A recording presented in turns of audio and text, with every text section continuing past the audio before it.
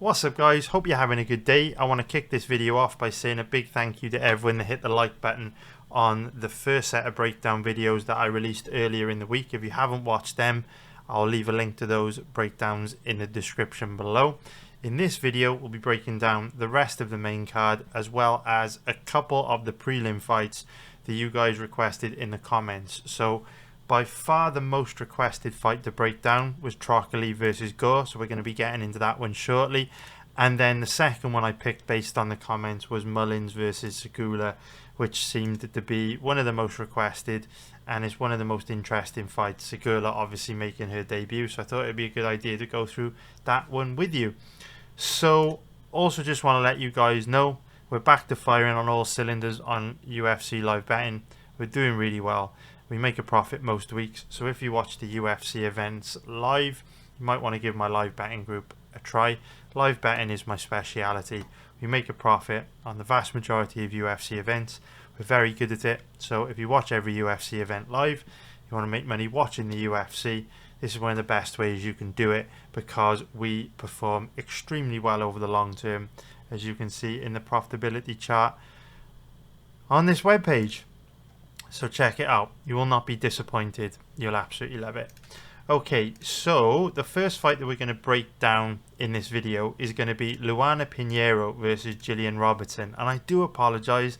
There's not going to be, like, some of these breakdowns are not going to be that interesting just because this isn't the most interesting card. I've seen this card heavily criticized online, and I do agree it is a tricky card as a fan to get excited about, and also a tricky card to bet because most of these fights feature very big favourites, and Robertson no exception. She's around an average of 1.25, which is going to be minus 400 for an implied probability of 80%.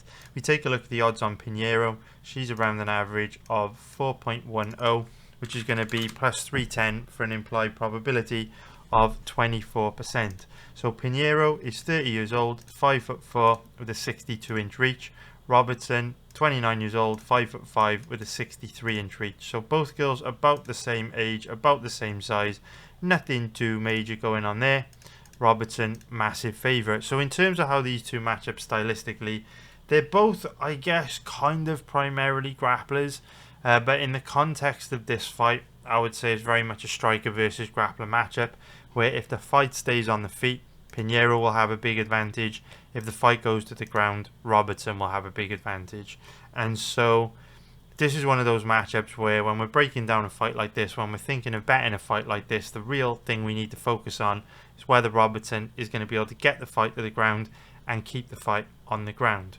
So on the feet, Pinheiro actually has a decent amount of power, a decent amount of impactfulness on her shots. We certainly saw that in her last, or one of her recent fights against Amanda Ribas, where she was able to inflict a lot of damage on Ribas. She hurt her really bad on the feet.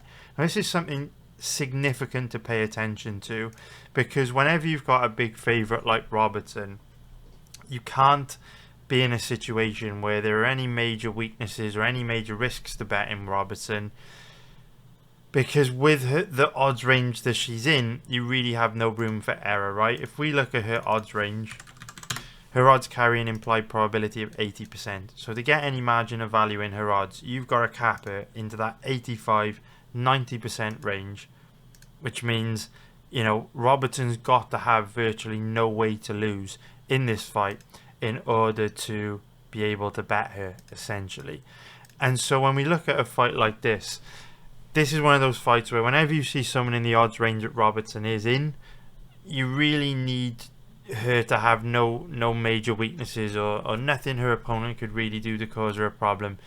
You want Robertson to be significantly better than her opponent everywhere, and straight away here that isn't the case, because Pinheiro can hurt her on the feet. She can inflict a lot of damage on the feet. If Pinheiro can keep the fight standing, she's probably going to win the fight. She's going to cause Robertson big problems. And the thing about Robertson is, if she does get hurt in fights, or if you do make it hard for her to get the takedown, she does quite often go into a defensive shell, and her offensive wrestling becomes far less effective. Now, the most likely outcome in this fight is that Robertson grabs a hold of Pinheiro, gets to the body lock, drags Pinheiro to the ground, and dominates her on the ground. That may be a little bit difficult early on when Pinheiro's fresh, but Pinheiro is one of those fighters that wears down and slows down as the fight wears on. So the longer the fight goes, the easier it will be to get Robertson, or it will be for Robertson to get Pinheiro to the ground. And when she does get Pinheiro to the ground, she's going to absolutely dominate. This is not close on the ground. Robertson is levels and levels and levels above Pinheiro, but for me this is just much too steep a price to pay on Gillian Robertson. I do expect her to win, but odds of 1.25 minus 400, implied probability of 80%. There's just no upside in betting Robertson in that odds range, but she should win pretty easily. Pinheiro does give up pretty cheap takedowns at times. She is pretty weak off her back. Robertson's going to dominate her if she gets this fight to the ground, and you know, good chance she will. So in terms of the over under on this one, we can see that the over 1.5 rounds is set at about 1.56. Fight goes to decision, dog odds. I would be surprised if this fight were to go to a decision, because Pinheiro slows down a lot as fights wear on, and Robertson's very aggressive in pursuing the finish when she gets her opponents to the ground. So I do think it will be unlikely that this fight goes to a decision, because when Pinheiro starts to slow, I think she'll be too tired to defend herself on the ground. Having said that, I think it's quite likely the over 1.5 rounds hits, because I think Pinheiro's skilled enough to hang in there with Robertson for a little bit until she starts to get tired. So there's like a combination of over-unders there. I think, you know, fight doesn't go to decision, likely hits, but then the over 1.5 rounds probably will hit. I think this is one of those fights that probably ends, you know, late in round 2, sometime in round 3, and Robertson most likely gets the finish by submission. You can see that if we look at her record, she does have one finish due to strikes on the ground, you know, when she's put her opponent in a bad position through ground and pound, but for the most part we can see that she favours submissions. So it is far more likely, well, these are all grappling matches, but you can see, you know, she's got 2 or 3 wins through ground and pound, but the vast majority of her wins inside the distance are by submission. The odds on Robertson by submission are absolutely terrible though. So you know what, if you really do want to play a prop on this fight to make watching it more interesting, you could probably go Robertson by knockout or TKO, just based on the fact that she may put Pinheiro in a bad position on the ground, get that stoppage through ground and pound. Might also be worth, okay, so the odds on Robertson to win in round 3 aren't great. Not great in round 2 either. Those are some props for you to consider. Don't really like any of the props on this fight, if I'm honest. Don't like any of the bets on this fight, if I'm honest. I think the odds are pretty short, pretty tight, pretty much where they should be. So I hope you found that useful. Now let's break down the fight between Dusko Todorovich and Mansur Abdul-Malik. So Abdul-Malik, one of a few debutants on this card, and like some of the other debutants on this card, he's also a pretty big favourite in this fight at average odds of about 1.23, which is going to be minus 435 for an implied probability of 81%. If we take a look at the odds on Todorovich, he's around an average of 4.60, which is going to be plus 360 for an implied probability of 22%. So Todorovich is 30 years old, 6'1" with a 74-inch reach. Abdul-Malik, 27 years old, 6'2" with an 80-inch reach. So both guys are pretty much the same age, about the same age, but we can see that Abdul-Malik has a nice 6-inch reach advantage over Todorovich, which statistically gives him around about a 66-67% chance of winning. So, you know, even though he's a very big favourite in this 80% odds range, he does have one big trend going in his favour. Although he is making his UFC debut, octagon jitters are a very real thing, and it's not easy making your debut in the UFC. The bright lights of the UFC, all that kind of stuff can throw someone off, and they often underperform in their debut. Having said that, this week's card is in the Apex, and Abdul-Malik does have a bit of experience fighting in the Apex because he came into the promotion via the Contender Series. So as you can see from his record, we don't know a whole lot about Abdul-Malik because all of his fights have ended very quickly. So we don't really know what his cardio is like into the third round. But what we do know from the footage that we do have of him is that he's a very explosive, athletic guy. He moves very well, reasonably technical striking, seems to have reasonably good grappling as well, seems pretty difficult to take down. Just a generally pretty skilled, explosive, athletic dude. When it comes to Todorovich, we know that his takedown defense is pretty bad. He's pretty weak off his back. He's also very stiff, very slow, very flat-footed, very bad defensively on the feet. So when you look at how these two match up stylistically, I do think Todorovich is at big risk of being knocked out early because he's very stiff, he's very slow, he's very easy to hit, and Abdul-Malik is very fast, very explosive, very powerful. When it comes to this fight, the key to victory for Todorovich is doing basically what he did against Jordan Wright. It is surviving the tough times early and just trying to drag the less experienced Abdul-Malik into deep waters where hopefully he can kind of tough it out, grind it out and get the job done. Todorovich is bad defensively, he is slow, he is easy to hit, he's quite a low level fighter, but he's also a tough fucker. And he is the kind of guy you have to practically kill in order to get out of there. So Todorovich will be trying to hang on till his last breath, stay alive, and he knows the longer he stays in the fight, the more chance there is a young, inexperienced guy like Abdul-Malik with big old muscles that relies a lot on athleticism will slow, and that's when Todorovich can hopefully take over, and swing momentum in his favour.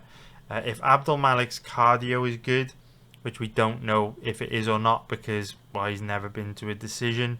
But if it is good, this is going to be a tough fight for Todorovich because he'll be too stiff, too slow to cause Abdul-Malik a problem on the feet, and he won't be a good enough grappler from what I've seen of Abdul-Malik's takedown defense to take him down. So bad stylistic matchup for Todorovich, but Abdul-Malik very much unproven. So it'll be interesting to see how Todorovich does if he can drag Abdul-Malik into the second half of this fight. So in terms of the over-under on this one, I'd be very surprised if this fight went to a decision. Most likely Todorovich gets knocked out here based on past performances. I wouldn't bet the over 1.5 rounds on this one either. I could easily see a first round knockout with how stiff and slow Todorovich is. I don't like betting on under 1.5 rounds though. Yeah, I would give the over-unders a miss there. In terms of the props, most likely outcome is going to be Abdul-Malik by knockout or TKO, but the odds are absolutely terrible. So you might want to go for something crazy like Todorovich to win by decision. Like I say, it's not the most likely outcome, but if Todorovich can weather the early storm, drag Abdul-Malik into deep waters, it's possible Todorovich grinds out an ugly, sweaty decision. Not particularly likely, to be fair, but when you're dealing with bets in this odds range, you don't have to win a super high percentage of them to earn a very nice long-term profit. So this is not something that I'll be betting myself. It's a very high-risk bet because Todorovich could easily get knocked out in round one. But if you are the type of person that likes to gamble a few dollars on every fight to make watching the fight more interesting, Todorovich by decision is the most appealing prop I see here based on the way the odds are looking. Abdul-Malik by knockout TKO in this odds range doesn't get me excited at all. So Todorovich by decision, a lot more risk but a lot better reward as well. So I hope you found that breakdown useful. Now let's break down one of the most interesting fights on this card, and a fight I'm actually very close to betting. I probably will end up betting it. I haven't made my mind up yet because I'm going to research the fight for a second time just to be absolutely sure that I'm going to pull the trigger on this fighter. And I will obviously post in the Discord if you're a part of my community if I do decide to pull the trigger. If you're watching this on YouTube, that's not me being a dick and trying to be secret squirrel. It's quite literally I just haven't made my mind up yet, and I don't want to tell you guys I'm betting this fight or I'm not betting this fight if I just haven't made the decision yet. I want to research this for a second time, but I didn't want to delay putting out the video until I'd had a chance to research it a second time. So if you're a member of my community, I will obviously let you know on Discord if I'm going to be betting this fight. But yeah, very, very tempting fight to bet for the reasons that I will explain now. So if we take a look at the odds on this fight, we can see that Tresean Gore is the favourite at average odds of about 1.56, which is going to be minus 179 for an implied probability of 64%. If we take a look at the odds on Antonio Trocoli, he's around an average of 2.45, which is going to be plus 145 for an implied probability of 41%. So Trocoli, 33 years old, 6'5" with an 80-inch reach. Tresean Gore, 30 years old, 6 foot tall, with a 75-inch reach. And what I do want to show you in this video, and I'm really hoping it's not going to get me copyright flagged from the UFC, because I only want to show a tiny little clip, but obviously on paper here we do have a pretty decent size advantage in Trocoli's favour. We can see that where are we? We can see that, we bring this over, 6'5" versus 6 foot tall. So we can see here that Trocoli has a very big size advantage over Tresean Gore, and really this is the only thing that is preventing me from pulling the trigger on Tresean Gore. So size matters in MMA. We've got weight classes for a reason, and I don't like betting on smaller fighters when there is this big of a size difference in a fight. You can see Trocoli towers over Tresean Gore and has an absolutely huge size advantage over Gore. Now, when you look at how these two match up stylistically, it is a terrible stylistic matchup for Trocoli. Like, terrible, terrible, terrible. But the size difference between these two complicates things significantly. So, in terms of how these two match up stylistically, obviously it's a classic striker versus grappler matchup. Trocoli is the grappler and Tresean Gore is the striker. If the fight stays standing, we know Gore is going to have a big advantage. If the fight goes to the ground, we know Trocoli is going to have a big advantage. Now, where this fight becomes a bit of a gamble is that we don't know a whole lot about Tresean Gore's takedown offense and ground game. Partly because no one's ever been able to take him down, but partly because he hasn't fought any really strong grapplers who have been skilled enough or tried that hard to take him down. So Tresean Gore's takedown offense and ground game is a bit of an unknown. However, from the flashes of his takedown defense that we have seen, it looks very, very, very good. And on top of that, Tresean Gore also trains with Douglas and Diego Lima, who, you know, their gym notoriously has produced fighters with excellent takedown defense over the years. So you know how different MMA gyms produce different styles of fighters, like Team Alpha Male produces fighters with a lot of the same characteristics, and Nova União will produce fighters with a lot of the same characteristics. Douglas and Diego Lima just have a history of producing fighters that are extremely difficult to take down, extremely difficult to hold down. And so when I see the flashes of Tresean Gore's takedown offense and ground game that I've seen in his fights, you know, his balance, his movement, his athleticism, his technique, everything looks very on point. So while we don't have absolute conclusive evidence that Tresean Gore's takedown offense and ability to work his way back up to his feet when he does get taken down is good, it's very likely that it is good. It's very likely Gore is hard to take down and hold down.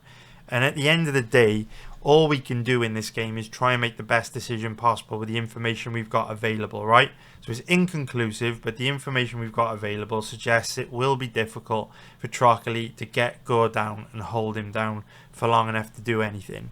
Which means this fight is more than likely going to be a stand-up fight. And in a stand-up fight, based on past performances, Tresean Gore should absolutely smoke Antonio Trocoli. Trocoli is stiff, he's slow, he's easy to hit, and Tresean Gore moves well. He's very technical, fast hands, explosive knockout power. There's a big mismatch on the feet. Now, when it comes to technique, there is certainly a big mismatch on the feet. But we've also seen that there's a big size difference. So I don't really know how the size difference between these two is going to complicate the striking. But with how big of a size and reach advantage Trocoli's got, it's certainly going to be harder for Gore to get inside and land his power shots than it would be on someone of a similar size to him. So, you know, that's why the size difference has spooked me a little bit. But in terms of technique, Gore's got a huge advantage on the feet. Now, when it comes to grappling, it's hard to say how big of an advantage Trocoli will have on the ground because we haven't seen much of Gore's ground game. But what I will say is Trocoli is very stiff, he is very slow, and in grappling there are ways in which the size advantage, I guess, in Trocoli's favour could hinder him a little bit. Because what we saw in the Shara Magomedov fight is that Trocoli is quite stiff, quite slow, and he struggles to get in deep on the legs of his opponents because of how stiff and slow he is. So with Gore having that lower centre of gravity, being shorter, it could be really difficult for Trocoli to get this fight to the ground, because when he's attempting takedowns, he's going to find it very difficult to get in on the legs of Gore, and Gore already looks like he has really good balance. So this is one of those fights where I do think Gore should smoke Trocoli. And Gore is a very tempting bet. Very, very, very tempting bet. The way I see this fight going is Gore just completely neutralizes the threat of Trocoli's takedowns and lights him up on the feet.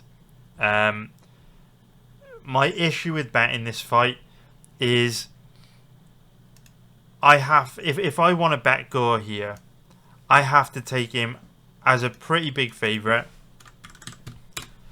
you know, at an implied probability of 64%, knowing his opponent has a huge size and reach advantage over him.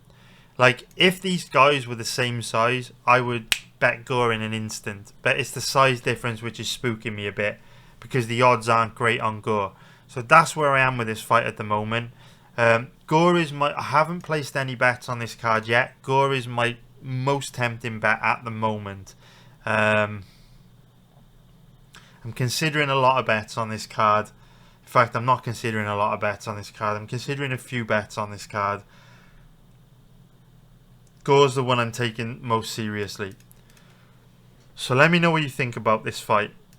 I think Trocoli will find it very difficult to get this fight to the ground. In terms of the over-under, it is a tricky one, right? It's a tricky one because we saw that Trocoli was tough and able to take a decent amount of damage against Magomedov.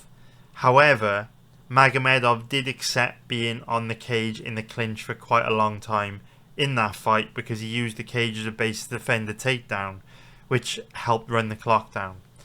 I'm not convinced Gore will do the same, and I'm also not convinced Trocoli will be able to grab a hold of Gore as easily as he was able to grab a hold of Magomedov, because the thing with Magomedov is he was happy for Trocoli to grab him and walk him over to the cage, because Magomedov's takedown defense is at its best when he's using the cage as a base to defend the takedown.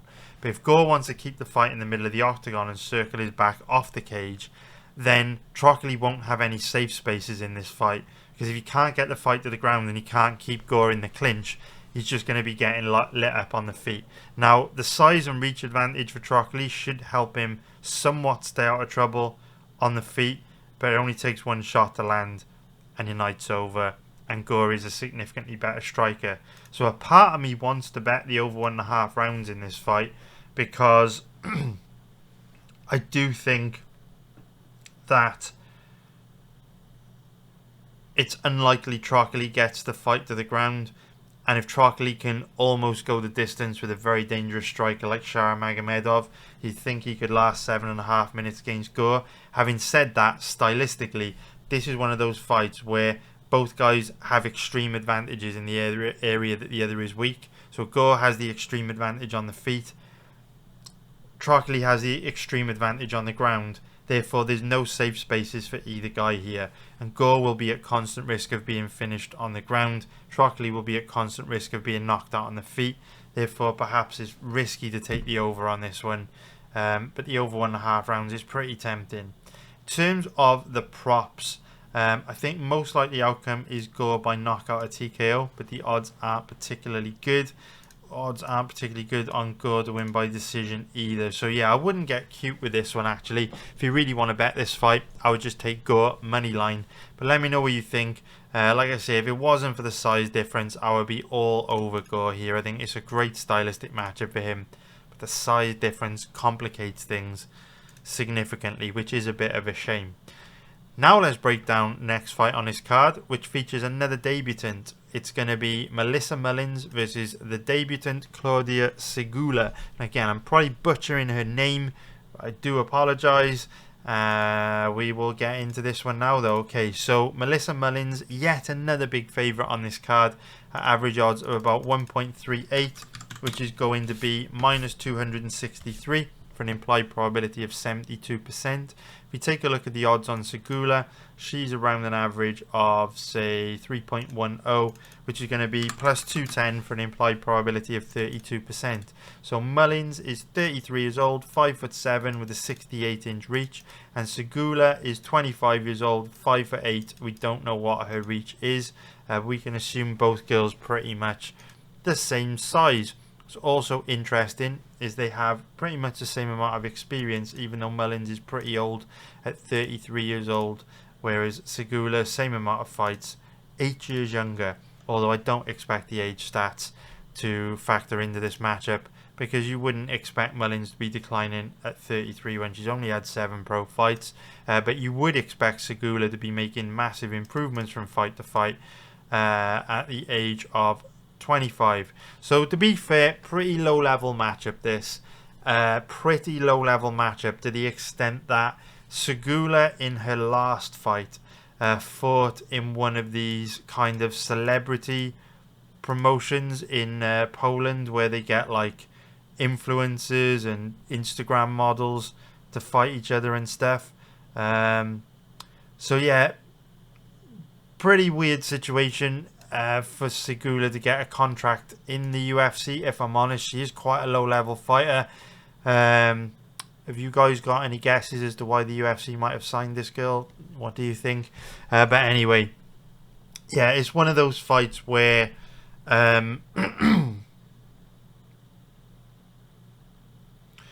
it's one of those fights where it's difficult to predict because there's not that much footage available on Sygula's ground game, and Melissa Mullins can be quite aggressive on the ground. But at the same time, we did kind of see Mullins capitulate in her last fight against Nora Cornell. So she's about as trustworthy as John Jones's opinion on Tom Aspinall. So yeah, where do we even go with this fight? Okay, so when it comes to striking, Mullins is aggressive. She fights at a high pace, but she's pretty bad defensively. Sygula is very stiff and flat-footed when it comes to striking. I think she's primarily a striker. She does a bit of everything. She certainly strikes more than she grapples in her past fights, but isn't particularly good at anything. Very stiff, very slow. This is good news for Mullins because she's quite bad defensively, to the extent that we saw her get finished with strikes against a very low-level opponent in Nora Cornell. Sygula's far less dangerous than Cornell. So even though Mullins is bad defensively on the feet, Sygula doesn't really have the power in her hands to hurt her. She's very flat-footed and slow, Sygula is. Now, don't get me wrong, she's 25 years old. She can be making big improvements from fight to fight. But if you go watch this celebrity sort of fight from May, very stiff, very slow, very flat-footed. So on the feet, both girls are probably quite even. Mullins is probably the better technical striker, but she's bad defensively and doesn't wear damage well. She gets busted up very easily. You know, she got finished due to strikes in her last fight against Nora Cornell. She took tons of damage against Alex Seaver. So yeah, Mullins probably has the advantage on the feet, but it's not saying much. Two very low level strikers.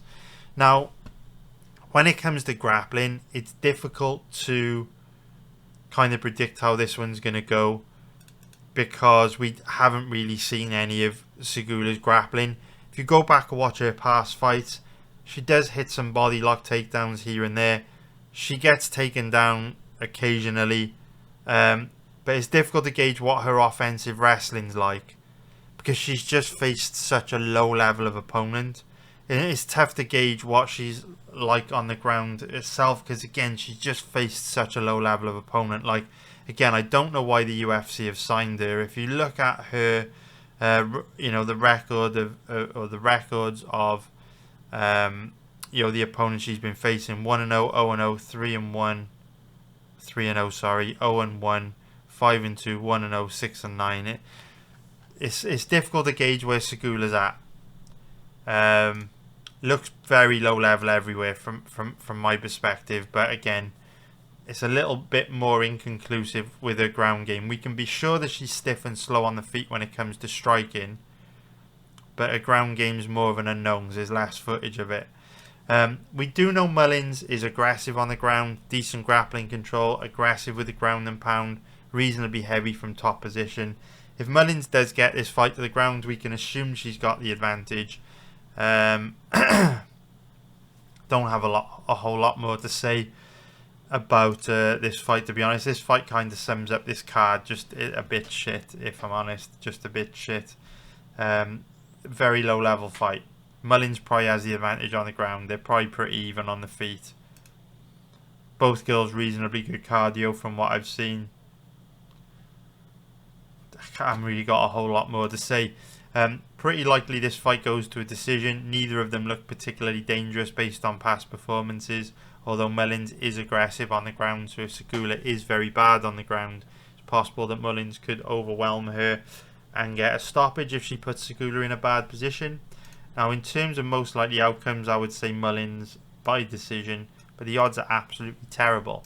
So, hope you found that breakdown useful.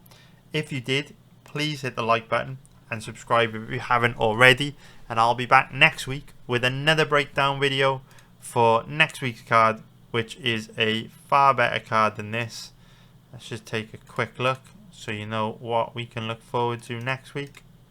Let's bring it up.